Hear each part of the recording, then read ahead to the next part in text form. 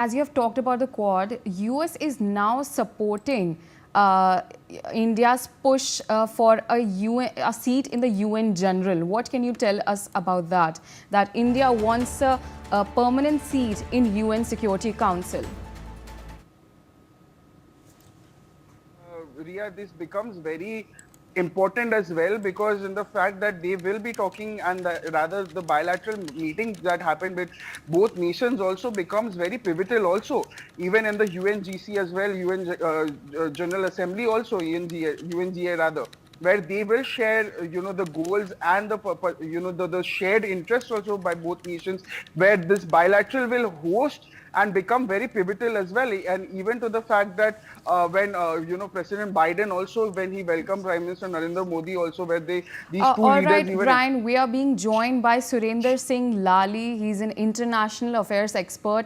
So, Sir Surender Singh Lali, what can you tell, what can we expect between the bilateral ties between India and United States?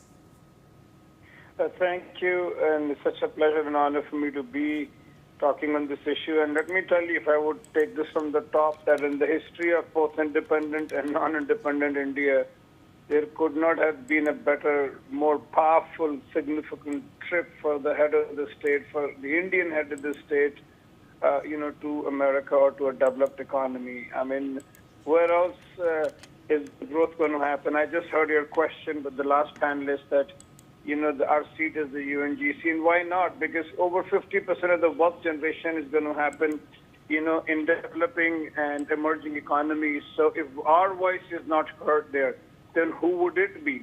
On top of that, we've been a big voice between the global north and the south, and that itself is over half the world.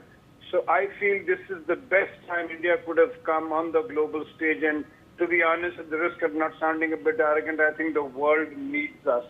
Because if India doesn't grow, how will the world grow? I mean, 1.4 billion people with such a large middle class, and on top of that, a democratically elected government and the soft power that we've been. So I think if to grow, India has to grow, and India now has to be at the high table. And there are so many bilaterals and meetings going on so many other fronts that it's going to be a win-win situation for both the parties involved. And if I might just end one point, which is the Indian Ocean. Now, this is a new frontier between the United States and India, because a dialogue is going to take place on this. As Kurt Campbell, one of the top advisors to the Biden administration, himself is on record saying that for the longest time this has been, if I can quote him, falling between two stools, and quote closed. And why Indian Ocean? Because it's home to 36 countries. 35% of the world's population lives here. And 100,000 ships pass through this area. So that ought to give you an idea how important this is for the supply chain, and especially the way China and its predatory wolf and warrior diplomacy has been picking up weaker nations, sovereign debt, and controlling movement of ships in this part of the world. So 100,000 ships pass through here, and over 50% of the global oil and gas reserves are here.